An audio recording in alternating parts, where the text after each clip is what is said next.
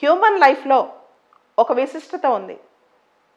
జీవితంలో రీలైఫ్ రీలివింగ్ అనే కాన్సెప్ట్ లేదు. అంటే ప్రతిదాన్ని మనం మార్చుకోవచ్చు, కానీ జరిగిపోయిన రోజుల్ని, జరిగిపోయిన ఇన్సిడెంట్స్ని మార్చే శక్తి ఎవరికీ లేదు. మన వస్తువు ఒకటి రిపేర్ అయిందనుకోండి, తీసుకెళ్ళి రిపేర్ చేయించుకొని తీసుకురావచ్చు, దాన్ని మళ్ళా రీయూజ్ చేసుకోవచ్చు. జీవితంలో ఒకసారి చేసిన తప్పిదాన్ని కానీ, ఒకసారి చేసిన టైం వేస్ట్ని కానీ తిరిగి రెక్టిఫై చేయాలంటే నెక్స్ట్ మూమెంట్ మార్చుకోగలం, కానీ జరిగిపోయిన మూమెంట్ని మార్చుకోలేం. అదే జీవితంలో ఉన్న గొప్పతనం కానీ, జీవితంలో ఉన్న వీక్నెస్ కానీ. అయితే మనం ఒక సినిమాలో చూసాం, టైం మెషిన్. సినిమాల్లో అది సాధ్యమైంది.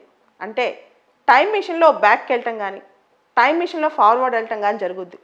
కానీ లైఫ్లో టైం మెషిన్లో మన జ్ఞాపకాలే ఉంటాయి, కానీ మనం రియల్గా బ్యాక్కి వెళ్ళి చేసిన తప్పులు కానీ, చేసిన విషయాలు కానీ, జరిగిపోయిన సంఘటనలు కానీ ఇవన్నీ మార్చే శక్తి ఏ మనిషికి ఉండదు.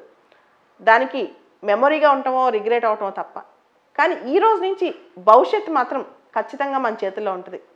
ఒక 20 సంవత్సరాల తర్వాత మళ్ళీ మనం టైం మిషన్ ఎక్కి 20 సంవత్సరాలు వెనక్కి వచ్చినప్పుడు, అంటే 2041లో 2021కి వచ్చినప్పుడు నిజంగా మనం అప్పుడు ఎలా ఉండాలి అనుకున్నామో, ఎలా మన జీవితం ఉండాలనుకుంటున్నామో ఇదంతా ఇప్పటి నుంచే ప్లాన్ చేసుకుని బ్రిక్ బై బ్రిక్ ఒక్కొక్క ఇటుక కన్స్ట్రక్ట్ చేసుకుంటూ వెళ్తే ఆ రోజున మనం రిగ్రెట్ అవ్వం.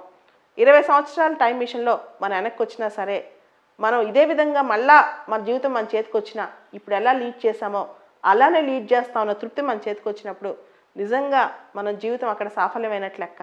కాబట్టి ఈ రోజు నుంచి కూడా లైఫ్లో చేసేసిన పనులు, వేస్ట్ చేసిన టైం తిరిగి రాదు. కాబట్టి దేనికి రిగ్రెట్ అవ్వకుండా ప్రతి పని మన చేతుల్లోంచే, ప్రతి సంఘటన మన మనసులోంచే, ప్రతి విషయం మనం అనుకున్నట్టుగానే మన లైఫ్ని మౌల్డ్ చేసుకుంటే జీవితం చివరిలో మళ్ళీ ఒకసారి టైం మిషన్ ఎక్కినా సరే బ్యాక్కి వెళ్ళి మనం రిగ్రెట్ అయ్యి మనం మార్చుకునే అవకాశం లేకుండా మన జీవితాన్ని చేసుకోవాలి.